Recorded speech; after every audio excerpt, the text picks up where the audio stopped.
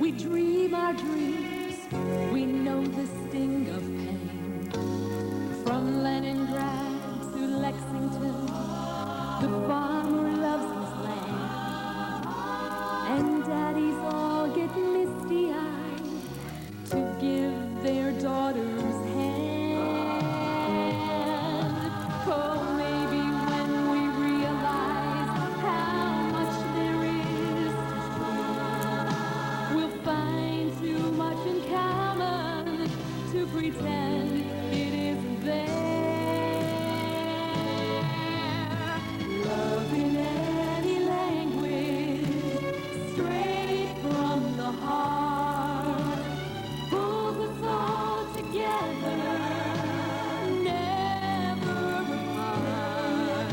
And once we learn to speak it, all the world will hear. Love in any language, fluently spoken here. Though the rhetoric of government may keep us worlds apart, there's no misinterpreting the language of the heart. Love in any language, straight from the heart, pulls us all together, never apart. And once we learn to speak it, all the world will hear. Love in any language, fluently spoken here. Love in any language, straight from the heart, together, never apart. And once we learn to speak it, all the world will hear. Love in any language, fluently spoken here. Love in any language, fluently spoken here. Love in any language, fluently spoken here. Love in any language,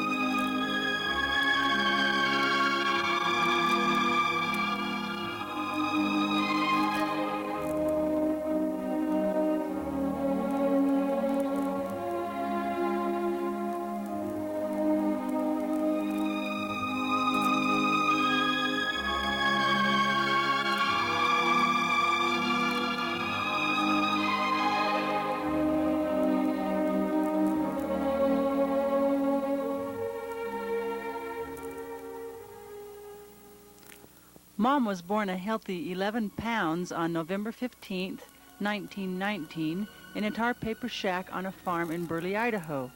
The second child and second girl of Augustine, or Gus, Leo Hanks, and Olive Jane Abrams.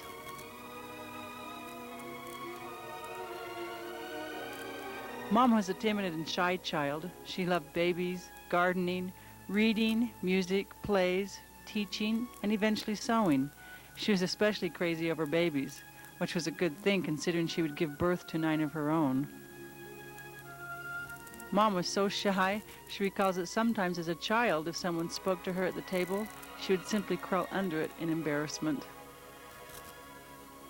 She loves books. In her history, she records, "I became an avid reader and could hardly lay a book down once I had begun it. I often read aloud to my younger brothers and sisters. I think I've read my favorite book, Heidi, aloud 3 or 4 times, as well as read it to myself at least a dozen." Mom also loves music. Her mother recorded this in her journal. Miss Werner said Beth was an excellent music student with a splendid voice. Her teacher, Mr. Martin, said he wished he had 40 like her. Years after, Beth would sing regularly with her sisters, Barbara, Helen, and Marion, in numerous choirs as well as sing duets with her husband. She became a primary organist and teacher when she was only 15 years old. She remembers that during the Depression of the early and mid-30s, they didn't fill that hard up because they always had plenty of milk, cream, cheese, eggs, and meat, for they killed their own animals for meat and had a big garden. While still in high school, both Barbara and Beth, Mom, had a desire to go to public dances. Their father always danced with them. In fact, he's the one that taught them how to dance. This would come real handy for Mom in a few short years because, of course, when she would meet Dad. And because of her achievements in mutual, Mom was crowned Ward Gold and Green Ball Queen. In 1937, Mom left home and entered Brigham Young University in Provo, Utah. She and her sister Barbara lived together for all 3 years she was at BYU. Mom majored in elementary education, training for kindergarten work, which she never did do, teaching mainly first grade. One of her more embarrassing moments, yet funniest, was during her freshman year at college. She had a lovely new coat, coupled with a brand new tri-cornered rust-colored hat with a veil which came down over the face. Of course, this was a new thing, but she felt very stylish nonetheless. She wore these to Sunday school. When the sacrament was passed, well, she forgot that she had the veil over her mouth, so she just put the bread in her mouth, veil and all. When she realized her mistake, she was horrified. Rather than take the bread and the veil out, well, she chewed both up, which was not an easy job, with the wide-eyed deacon looking on in fascination. In her third year at college, her brother Morgan also came to BYU. During winter quarter, he took social dancing. There were not enough girls in his class, so he asked his sister Beth to come along so that he would have a partner. When the boys and girls lined up opposite each other, Morgan was across from Mom, and by him was a tall friend of his, Alma Clark. Well, he turned out to be her partner instead of Morgan, and that's how the romance began. We told you earlier that her love for dance would come in handy.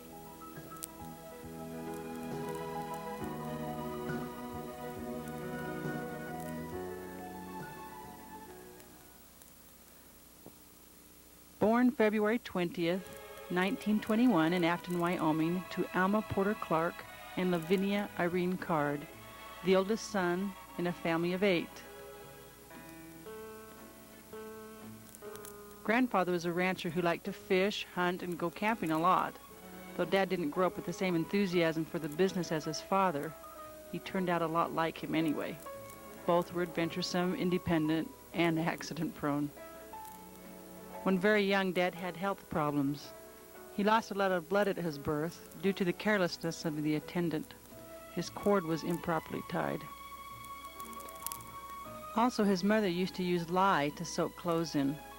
There was a diaper put on him one day that had a piece of lye still in it, and when his pants got wet, it started to eat on him. By the time he screamed long enough to get the diaper off, he had a big hole burned in his bottom. When very young, he burned his hand very severely on the oven door. The whole back of his hand was vivid red for many years after that.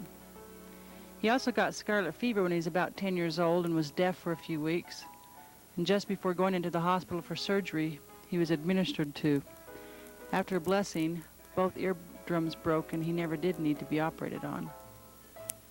Being accident-prone, he also ran into a wire at full speed, cutting him right across the eyebrows and tearing them to shreds. There were great big lumps on both of his eyebrows for years. Dad always felt he was disfigured until the lumps finally disappeared. He fell off a horse, too, with a lot of help from the horse, of course, when he was very young and he broke his arm. He hasn't liked horses much since. When he was 6 years old, Charles Lindbergh was flying the ocean. It was one of the greatest post-war history events and probably one of the first influences for his passion for flying and planes in the years to come. Dad used to go to general conferences quite often with his father. He's shaken hands with all of the presidents of the church since President Grant. In those days, he distinctly remembers the sacrament meeting prayers lasting anywhere from 10 to 25 minutes. His first paying job was when he was 12. He got 50 cents a day. He worked on Saturdays and earned $10. With it, he bought a suit, pair of shoes, and shirt. They threw in the tie. On the way to the store, however, he lost the $10. He was heartbroken at losing the money and prayed as never before that he might find the money. He rode his bike slowly along the side of the road, and on the last block, he found it.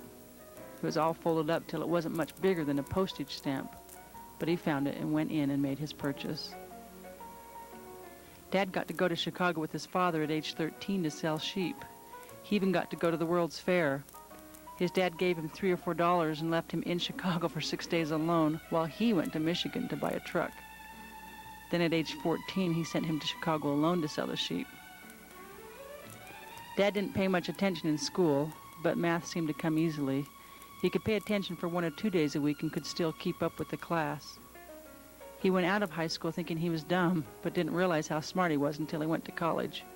He got the highest score of his freshman class in college on the freshman test. Dad was and is, as we all know, an incredible entrepreneur. He loved to invent things. He made model airplanes he flew on the end of a string years before the controlled model airplanes with engines on them that flew in a circle came out. He also invented the snowmobile. He dreamed of making a car on skis. He made one that didn't have a motor. They would pull it around town on a tow rope. One day a flyer came to see them and asked if he could copy their idea. Why not? Soon the man was selling them all over the country, calling them snowmobiles. They were the same configuration Dad built, except for the addition of the engine. Thus, he always felt that he was the inventor of the snowmobile. He made a lot of other things, like planes with just one blade for propeller, then one with 3 blades, guns that shot rubber elastics, his own rifle, arrows made from shingles, bows, and was the first to make colored skis. He painted his bright red, and everyone thought that this was quite wonderful. His mother never did pay much attention to where the kids were, and his dad was gone sometimes a week at a time, so they never had to account for where they went or for how long they stayed. In 1937, he and his friend Roscoe rode their bikes from Star Valley, Wyoming to Salt Lake City, Utah. And in 1938, he bought a 28 Chevy for $10 that he fixed up. The next year, he and Owen attempted to drive it to San Francisco to the World's Fair, only it broke down in Wendover. He sold it for $10, and he and Owen hitchhiked the rest of the way to and back from San Francisco. Dad started BYU in the winter quarter with everything he had in a suitcase. Well, there he met Morgan Hanks in his English class, and then eventually took, you guessed it, social dancing with him, where Morgan brought his older sister, Beth, to be his partner. In class, the boys got in one line and the girls in the other, and they were to pair off. Morgan was supposed to get Beth, but he counted wrong. And, well, Card, or Alma to us, got Beth.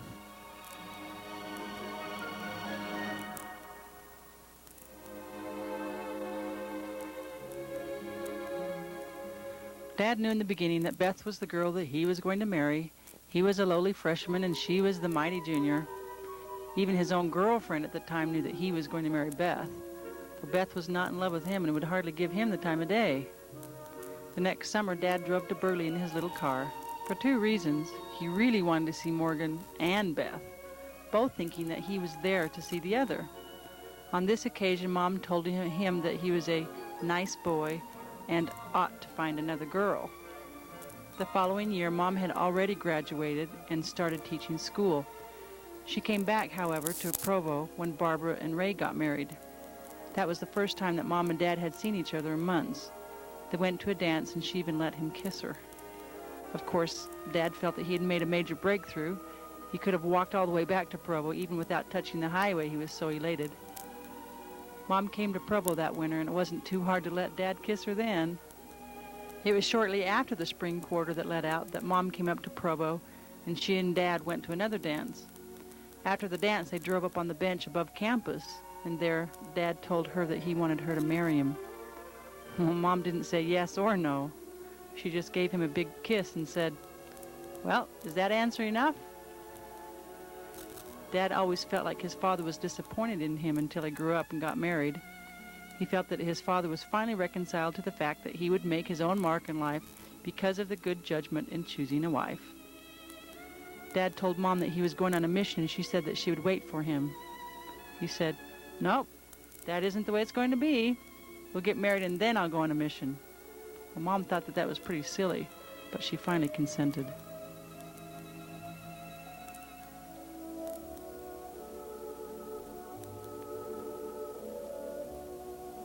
So, they were married August 12th, 1941, 50 years ago, in the Logan Temple. After they honeymooned in Yellowstone, Mom went back to teaching school in Sterling, Utah, after only a few weeks, and Dad stayed behind to prepare for his mission. Dad got his mission call and left for the Eastern States Mission. He read the standard works for the first time during the first week on his mission. Then, after talking with the authorities, Dad received permission to have Mom complete the last 6 months of his mission with him. On returning home in 1943 from the mission field, Dad and Mom both got jobs teaching in Afton, Wyoming. This was during the worst part of the war, and Dad was eligible for the draft. He received his draft notice to report to Cheyenne. However, he was rejected after a physical examination revealed nose and ear complications. It was actually the first time since his youth that he had experienced ear problems, and in a few weeks he got a card saying that he was 4F. They stayed the rest of the winter in a little basement apartment in Afton where Dad taught chemistry, math, and history. The next summer they moved to Burley, Idaho, where Dad worked for Grandpa Hanks on the farm. They lived in a small gray house south of Grandma and Grandpa. Then shortly after, Charles was born on July 18th, 1944. The young family then moved to Manan, Idaho, where Dad taught seminary. In the early spring, he asked to be released, and they moved back to Burley, and he bought a river farm from Grandpa Hanks. They again lived in the gray house. At this time, Mom was the primary president and expecting. Her primary officers gave her the only shower she ever had. Catherine was born December 28, 1945, at the Thomas Nursing Home. Soon after this, Dad started buying, moving, and selling army barracks from the Japanese war camp at Hunt, Idaho. Then Stephen was born July 29, 1947, at the Cottage Hospital. He had such a good disposition, though Charles was hard on both Stephen and Catherine. Charles was prone to biting, so they finally had to bite him back to break him of the habit. After Stephen's birth, Mom had difficulty carrying babies and had 2 miscarriages. But finally, on July 20th, 1950, Gordon was born, also at the Cottage Hospital. It was just the night after they had had Charles, Stephen, and Catherine's tonsils removed. The next year, Dad started building a new home out on the hill on the farm. He did most of the work himself. Then John was born January 16th, 1952, just 2 weeks before they moved to their new home, even though it wasn't finished. Then just a year and a half later, Anne was born on June 1st, 1953, at the Christian Maternity Home in Rupert, where John was also born. The day that Anne was to be blessed, Dad was looking through genealogy life history books just before church. To the surprise of all, especially Mom, he blessed her Anne Eliza after Anne Eliza Porter. Mom was so disturbed and startled that she blurted out, "Oh no!" right out loud. Dad hadn't breathed a word about it. Mom later convinced Dad to have the Eliza part stricken from the church records. 14 months later, Antone, he was Tony to us growing up, was born on Stephen's birthday, July 29th, 1954. At this time, Mom was the choir organist, and Dad was in the bishopric, serving under Francis Carter. Mom had another miscarriage. Then one Sunday morning, she awoke with terrible pains in her abdomen. While being administered to, however, she felt the pain leaving her body and going right out her toes. She still had a tube conception and later had to have one tube removed. Dr. Dean asked Dad if he shouldn't tie the other tube, and Dad told him a decided no. After all, they only had 7 children. Ellen was born October 29, 1956. About this time, Dad had bought an old abandoned mining town in Stibnite, Idaho. He took the whole family and moved into a 2-story house there for the summer. There were plenty of empty houses, an abandoned hospital and airport, and many other intriguing things for young minds. Needless to say, the kids had a ball. One day, a boom fell on Dad's toe, requiring him to have medical attention. While Mom, expecting again, took Dad to the hospital to McCall, the house burned to the ground. There was Dad in the hospital, Mom was pregnant, and no house. Miraculously, no kids received even the slightest burn. 4-year-old Tony will probably never forget that day. Well, Dad wasn't sure what to do then. After a lot of internal turmoil, he decided to move a 2-story house on its side to McCall. It took a week to get the house down the canyon. Just when they were lowering it onto the foundation, the boom broke and let it down with a thud and turned it into kindling in seconds. Before the dust even settled, Dad said to his men, "Gather up the tools, we're going home." He felt so good at that time, like being released, even though he was worse than broke. A feeling of contentment and happiness came over his soul that never did leave him. This was during the financial depression, and it was costing Dad $100 a day for hired help. They felt that Mom's teaching piano lessons was actually the difference between starving and being able to gradually recover. When the family returned from Stibnite, Dad scratched a poor man's head for 4 or 5 years. That fall, Paul was born October 29, 1959, on Ellen's birthday.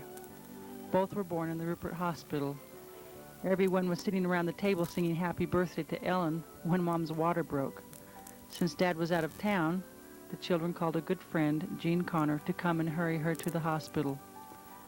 Well, Paul came feet first, pushing his cord in front of him, choking him in the process.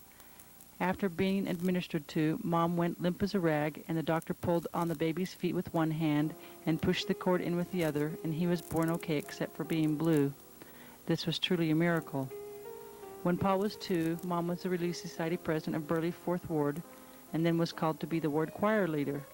In 1961, Dad became the county assessor and served for 10 years. He was then appointed to the State Tax Appeals Board, where he served for 7 years. One day, Dad was called to be a high councilman, and Ezra Taft Benson was the conference visitor who set him apart. He told him that the time had come that he was to prosper financially. Soon after that was the beginning of the solution to his financial straitjacket. He started buying desert lands and selling them to ranchers. There was always a need for money in sending kids to college and on missions. It wasn't until age 37 that Dad learned to fly. He wrecked 3 airplanes but never hurt anyone. Well, except for Mom. They flew to Boston to pick up a plane and ran out of gas in Iowa and had to land in a field. On impact, Mom hit the instrument panel and broke bones around her left eye. On April 6, 1968, Dad was set apart as Bishop of the Burley 4th Ward. He served as bishop until 1973. He was instrumental in getting the new 2nd and 4th Ward church built. He was only bishop for a few months after the dedication. The dedication was an inspirational affair. Dad wrote this dedicatory prayer for this occasion. Dear Father, behold now thy thankful children, in love of thy Son assembled, to dedicate the works of our hands as a house unto thee, that we may have a house of prayer, a house of beauty and peace, to lift our hearts and hands to thee. Oh, how we thank thee, our very Father, for the widow's mite, the child's gift, yea, even the generous offering of the rich, who have willingly and joyously returned to thee that which is thy own, even the gifts of this earth, for the care and skill of the workman, the beauty and design and form by artists conceived, we now thank thee. Oh, how we pray for those who will labor herein, to build up a kingdom unto thee. May the teachers teach by the Spirit, may the preachers speak only thy words. May counsel be given in wisdom. Be with the musicians that their songs may be prayers. Be with every soul who labors in love for others, that no task be undertaken except for thy glory. And now as you receive this house, new and bright and beautiful, give us strength that one day we may come unto thee with an acceptable gift of our very own, a broken heart and a contrite spirit, that we might be renewed in brightness and beauty.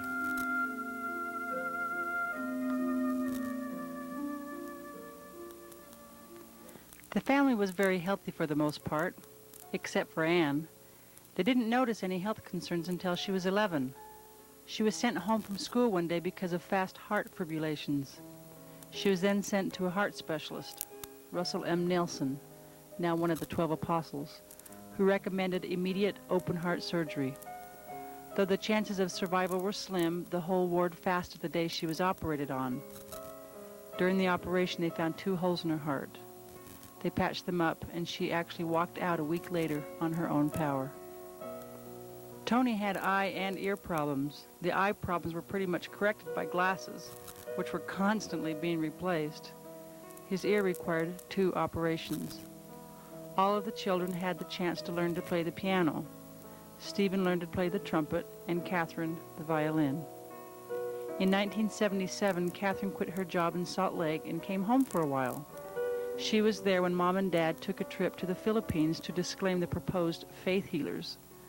This was the time when Catherine began corresponding with Don Tompkins, who is now single and attending Charles and Diane's ward in Nebraska. After a series of letters and endless phone calls, they met for the first time in Salt Lake City the week before Christmas and were married the following month in the Salt Lake Temple. Dad's financial explorations took him to Pakistan to meet with royalty. He ended up coming home with what was estimated to be $1 million worth of jewelry, for who knows who. Since then, he's always had an interest in fine gemstones. Well, life at home became even more unpredictable after that. Mom and Dad were then called to be Spanish extraction missionaries. They drove to the genealogy library every morning on Dad's motorbike. All 9 children have served missions, and all 6 of the married children have married in the temple. After it seemed all the children that were going to get married got married, Mom and Dad served another mission, this time to New Zealand, where they met, instructed, and taught many wonderful people. After they returned from New Zealand, exactly 1 year later, they went on another mission to New Guinea. Paul and Ellen were living in Logan, and Anne was again tending the house in Burley and commuting to Malta to teach. Anne was able to meet them in New Guinea at the end of their mission and travel home with them. After their return home, they were called to be the ward and then the stake missionaries. Mom is currently the Ward Relief Society president, again, and Dad is now the Cub Scout leader. No one can deny that the Clark household was unpredictable and busy, but through the years, all our lives have been enriched with the many character traits and talents of Mom and Dad, to be passed from generation to generation. We all have moved on now and established heritages of our own, but we will forever kindle the heritage they gave us.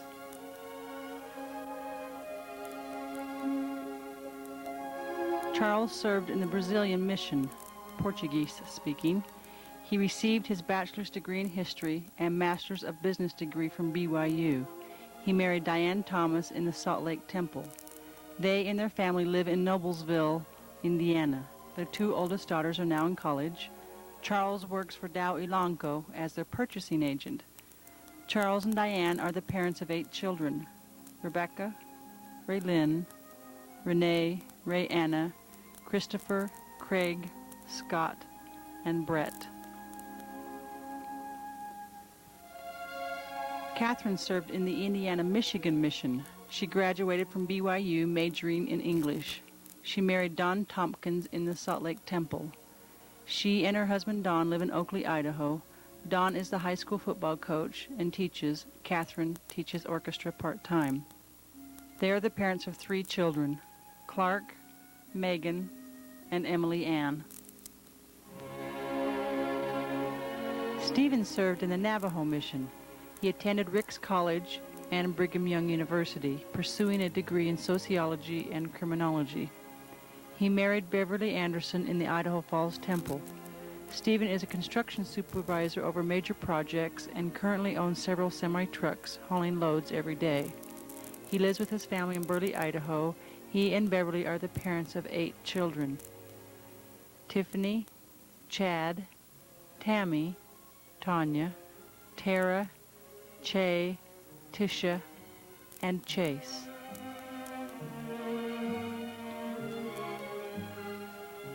Gordon served in the Kentucky-Tennessee mission. After his mission and marriage to Janet, he enrolled in the Air Force and worked as a mechanic. He married Janet Campbell in the Logan Temple. They now own a home and live in Boise, Idaho. Gordon manages Stokes, a large grocery store. He and Janet are the parents of 6 children: Dane, Ryan, Greg, Darren, Jenny, and Brett.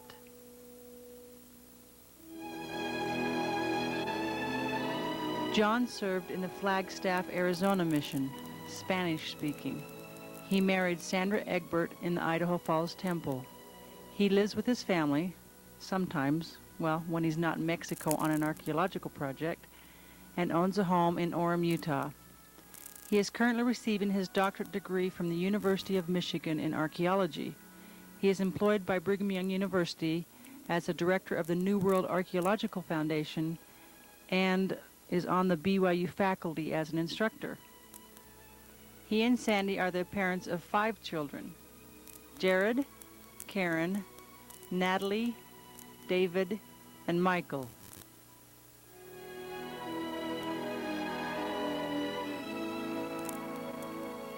Anne served in the Arizona Holbrook mission, Navajo speaking. She graduated from BYU in 1975 with a Bachelor of Arts degree majoring in English.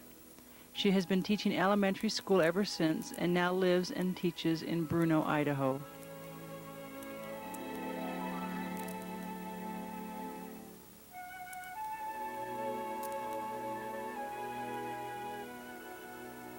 Anton served in the Uruguay-Paraguay mission, Spanish-speaking.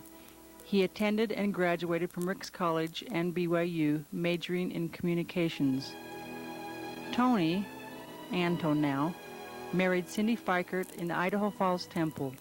He went on to become a journalist. He now works as the managing editor for The Recorder.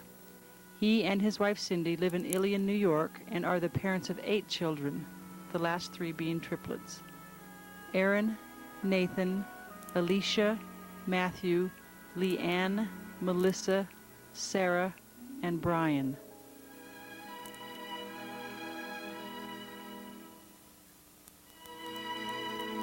Ellen served a mission to Buenos Aires, Argentina, Spanish-speaking. She received her undergraduate degree from Brigham Young University and master's degree from Utah State University in instructional technology. She works as a marketing manager for Sonic Cable TV and owns a home in Logan.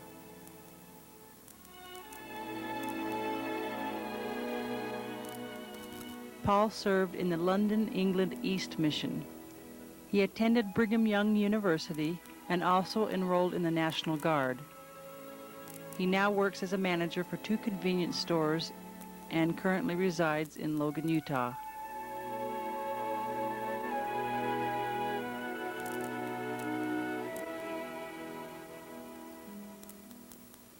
"50 years have come and gone since first you clasped hands across the altar, vowing eternal commitment, and having the blessings of Abraham, Isaac, and Jacob pronounced upon your heads if you lived worthily. A cherished memory that warms the soul and feeds the spirit. As you look across the years that span the distance between then and now, time marches on relentlessly, almost as a dream it seems to be, full of shadows of pleasure and pain, fleeting across the tapestry of memory, never-ending chores, successes, failures, laundry, church responsibilities, financial worries. So much to do and so many challenges.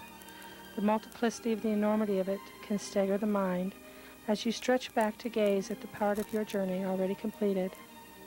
Time has exacted a price. Dad's hair is now silver, Mom's skin not quite as smooth, the results of mortal experiences etched into flesh. Spiritually, the refiner's fire has molten your hearts and spirits into gold, reflected on this anniversary. 50 years of measured time. So many feelings crowd our hearts as we realize the blessings that are ours because of temple covenants kept pure and beautiful. Your lives reflect obedience to God's laws. The children that filled your home were born, as was Nephi, to goodly parents. We are proud of you and grateful for the righteous heritage given us.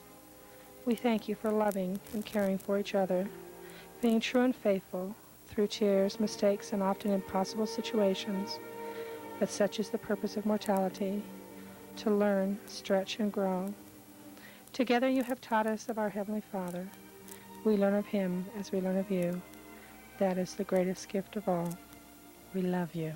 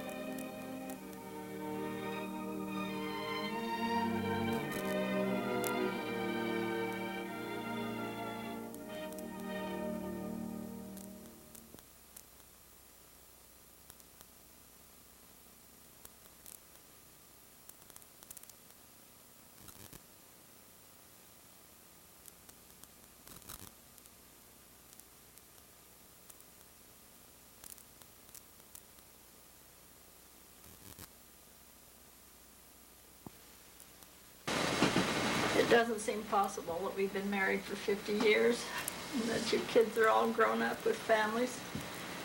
It's been exciting through the years and sometimes wonderful and sometimes not so wonderful, but we've always wanted all of you kids. We've loved having you as babies and growing up, even with your problems. We have always loved and wanted a big family. In fact, before we were married, we said we'd have 12, didn't we? 9 turned out a pretty good number. I remember always thinking there was someone missing before Paul was born. I'd look around the table and wonder where everyone was. But after Paul was born, I felt like we had everybody. I never felt that anymore. But it's always been important to us to try to raise you so that you'd be good members of the church, because we know that's the way you'd be happy, because the church has always been important in our lives. And we hope it is in your lives, because we know that's the way you'll eventually be able to get back to your Heavenly Father. And besides being happy here, what profound words do you want to say? You're on a roll. Just keep on going. No, that's it. I can't be serious for that long. Well, you don't have to be serious. Yeah. Anyway, it's sitting here in the house. It's been here for nearly 40 years, this house has. I don't realize it's been that long since we haven't got it finished yet by quite a lot. And repainting of the outside of it is harder than, about more work than the original construction. Took me 2 weeks to get just the garage ready to paint. And so much work on the eaves on the outside of the house. I'm going to replace almost all the woodwork. It's easier to replace it than just to paint it. 40 years, and people ask me, do I still live in the same place? I say, well, I can't afford to go anywhere else. Has a lot of memories here. Anyway, take me a year or two to get the things fixed up, and by the time I get it fixed up, my wife will be ready to move someplace, I suppose. I doubt it. We didn't mention the grandchildren. Each viewer is as special to us as their own How many children. grandkids have you got? We've got 18 granddaughters and 20 grandsons, 38 grandchildren. And maybe that's not all. We hope yet to see Paul married with the family if possible. And maybe some of the rest of you are not through. We really don't know those kind of things. But we are proud of all of you, proud of our children and proud of our grandchildren. We love you all very much. That's as profound as I can get for as long as I can get. Last time I talked into one of these things, why,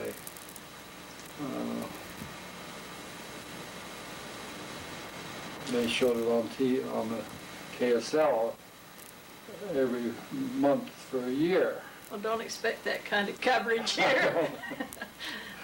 That's enough, isn't it? Well, Do you have some more things to say? My ear itches. Well, you might tell them how much you love them too. Well, yeah, well, you know, it's like what was that story about the I guess the guy's wife had already died, and he never did get around to telling her he loved her, did he? Well, you've been better than that. He told her before he married her, and she hadn't changed his mind, so I don't think I'll have to do it again. Anyway, so. It'd be wonderful to have you here. Yeah, grandkids that's the one nice thing about it. Yeah. It's nice to have them there, but you know they're always going to go home. You didn't have to say that. Well, you know. As we get older, we don't have enough patience to raise you. I never remember seeing a grandchild come. I wasn't happy they come. But after a couple of weeks, we're glad they got other places to go. Is that about right? Oh, yes, we just aren't equal to it as we get older. Yeah. The neighbor kids like to come up, some of them. And it seems like that they come up more than the grandkids do sometimes. We don't have anybody very close anymore except Bev and Steve, and they're so busy we don't see them that much. Catherine and Don out in Oakley, that's not that far, but it seems like quite a ways. Well, our churches, it doesn't start till 1 o'clock here, and by the time you go to church and come home, it's what, 5:30 now. 4:30. You haven't fed us yet today. It is Fast Sunday. Yeah, awful fast today. Oh. Beverly wanted this to be more serious for some reason. I kind of wanted this reunion to be threefold, or at least twofold. I wanted it to be a family reunion and either a mission farewell or a couple funerals. Will you please be serious? And it'd be so much cheaper if we could both die at the same time when they're here. And, Nobody wants you to talk about dying on this tape, least of all me. Wouldn't have to come back again, huh? Look in the tape and say Well, we've no, been fibbing. you wouldn't want me looking in the eye telling that kind of stuff, would you? No, I think you all know how important the church has been to us all our lives, and that we do have a strong testimony that it's true, and that we need to try to live Christ-like lives. In sacrament today, there was a family that took up much of the time, and it was very thrilling. In fact, sometimes I don't even enjoy fast meetings. Your travel logs, girls camp, and boys scout camp, and things like that. But today was exceptionally fine. The Greeley family bore the testimony, and girl, what was her name? Anyway, Fred's daughter that hadn't lived with him since she was a year and a half old. She's about 15 now.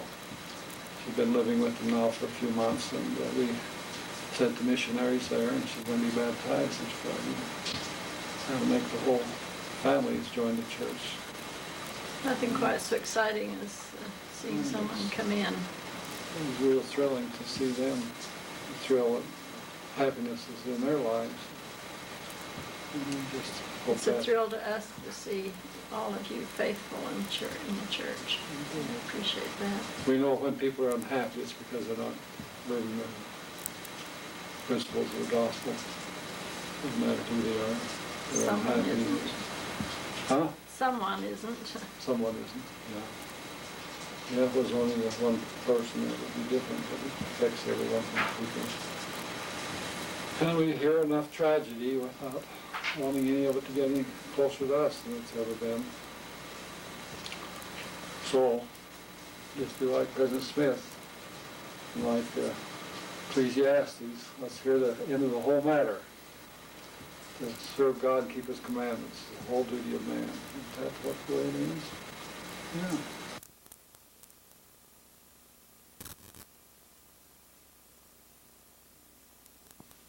In 1991, here's the Clark homestead. What a beautiful day here.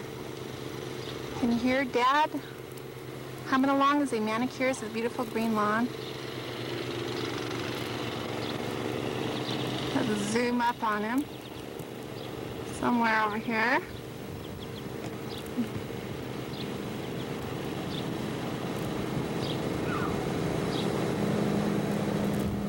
Come on, Dad, turn around. Here he goes.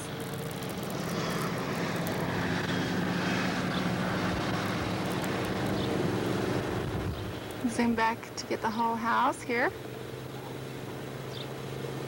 A lot of memories here. Pretty soon we'll walk around the yard and Dad and Mom can tell you all about it. Why do you want to shoot me? Here's Mom, and we're gonna walk around the house and she's gonna tell us this and that and give us kind of a guided tour of all the memories that everyone's had here. I'm afraid I can't give you all your memories, but I can give some. Of course, you all remember the carport with our 2 cars in it. Alma's been painting, working. She's got the garage part done. The upholstery has been changed. They changed some of the wood on the eaves and really worked on it. It took him 2 weeks to even get ready to paint on that. But he hasn't finished all around the house yet. They've grown up, haven't they, since you kids were little? Cut them down a time or 2 around the bedrooms, but they're still big now. We need to replant the evergreens, and Dad got a bit of trimming them, and they haven't been the same since, so we need to redo these. Park Valley, all by himself, with a winch on the truck. I don't know how much it weighs, but that was really quite a feat for him to go to Park Valley and bring down that big log. That is beautiful. It was especially lovely this year. It's been such a joy to me to have sprinklers in the lawn. It's cut my summer work by, 2/3 at least, to not have to chase hoses all the time. Of the south side of the house.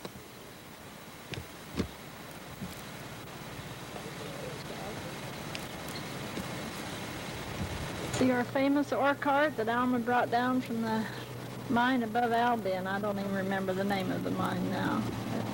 He went up and got rails to put it on when he decided to put it in the rock garden. He thought it'd be beautiful there, and I said, no, it won't be beautiful, but it'll be interesting, and I don't mind it there. I like it.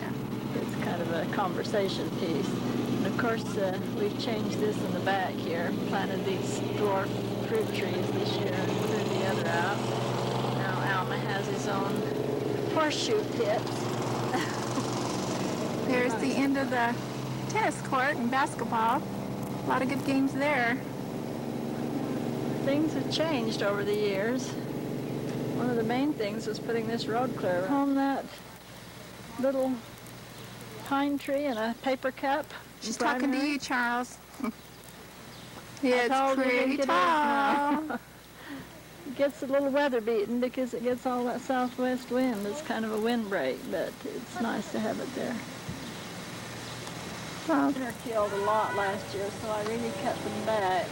We've had so many grapes the last 2 or 3 years. I don't know if they'll have any this year, but they're growing again. We'll see how well they fill out. Change the wood pile. And I think we're going to like it there. It'll be handier for me not out so far. to And get wood. what wonderful machine is this that Dad has? This is the 8-foot mower for the hill. One that was given to him through Ed. Ed's bishop gave it to Ed, and Ed gave it to Alma, and he had to put a new motor in it and new tires on it and really redo it. In fact, he even reupholstered the seat, but it does a good job, except it doesn't pick up the grass, and once in a while he uses the other mower on the long hill to pick up the grass. This is the one that takes Dad an hour and a half to do the whole hill? Yes. Wow, that's great. It's a marvelous machine. View of the tennis court and basketball court. Spot, junk spot, whatever, with one of the propellers from Dad's wrecked airplane up above, and one of the old Fourth Ward signs, and the orchard next to it.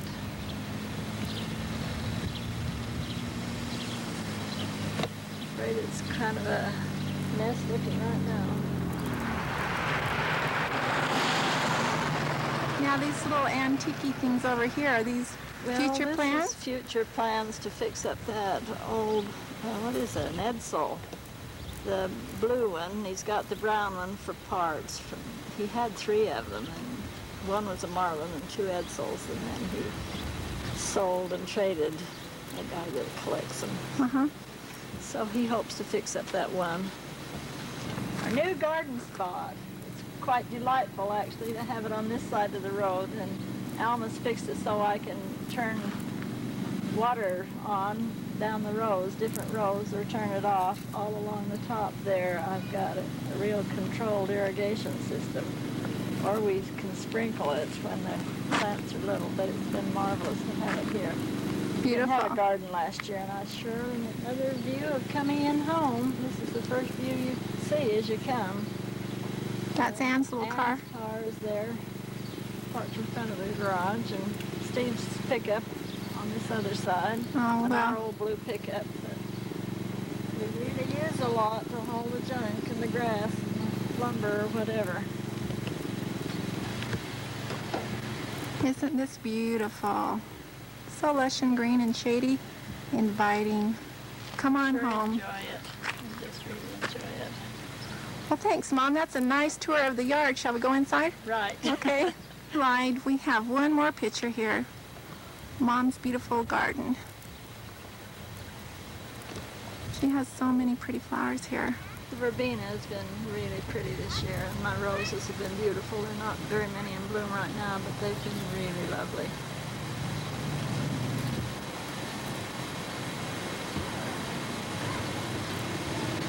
Well, we'll go in this time. Knock, knock. Come in. Okay, I'll let you go ahead. All right. You just give us a tour. And of course, this is the utility room, the usual entrance for all the family. Someday, we're going to have people come to the front door. I don't know when. She keeps trying to train us all, but can't teach all the dogs new tricks, right? I don't mind the family coming that way, but I wish we could get visitors. The kitchen is a lot different from when you grew up. Remember how we used to have a built-in seat, red on it, and a black table, and not this island? Do you want to turn the light on? Maybe it'll help a little bit.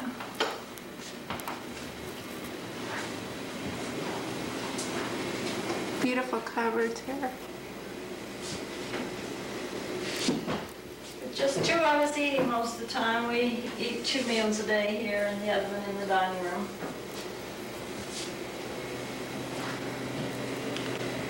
I'll stop. Here's another shot of the kitchen. Really is quite lovely. Mom was worried that there was something over here on the counter, but it just means that she's been working. Putting up peaches, actually.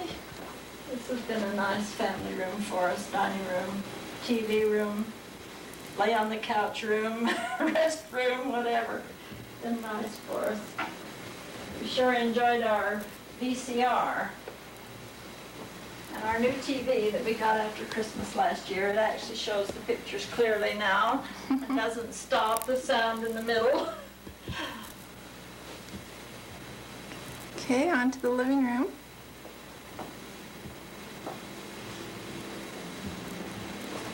Oh, we replaced the window in the dining room, the one with the Oh, crack okay. for about 25, 30 years. I don't know how long we had it with that Ta-da. crack in it.